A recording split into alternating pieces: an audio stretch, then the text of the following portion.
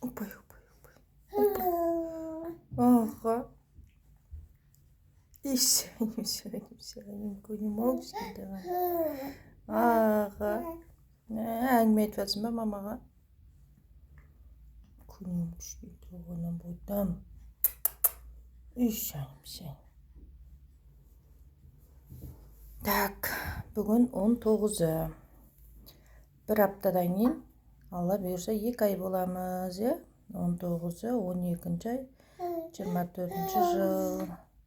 Алижанға. Почти 2 ай болдық. И құдай бересе оған мамашына құдай форточкадан фокет бересің ғой, И сәнім. Күнім. Бұйтам. Кукум. Опай.